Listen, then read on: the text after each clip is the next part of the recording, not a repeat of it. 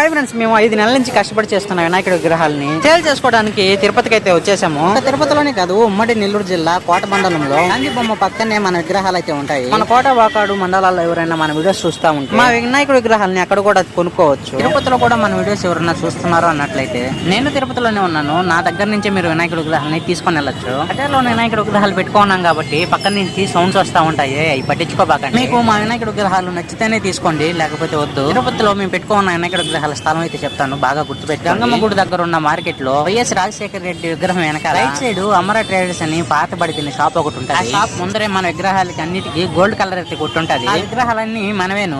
మీకు ఇంకో విషయం చెప్పాలి, తిరుపతిలో మేము పెట్టుకున్న విగ్రహాలన్నీ మొత్తం బంకమట్టితో చేసిన విగ్రహాలేను. మీకు మేము చేసిన పిండి విగ్రహాలు కావాలంటే నెల్లూరు జిల్లా కోట మండలంలో ఇందాక చెప్పాను కదా, గాంధీ బొమ్మ పక్కనే పెట్టుకొని ఉంటాము. అక్కడ మట్టి బొమ్మ ఇంకా పిండి బొమ్మ రెండు ఉంటాయి. ఓకే ఫ్రెండ్స్, మా విగ్రహాలని మీ ఇంటికి తీసుకోవడానికి మీకంటే ఎక్కువగా నేనే వెయిట్ చేస్తూ ఉంటాను. సబ్స్క్రైబ్ చేసుకోండి ప్లీజ్.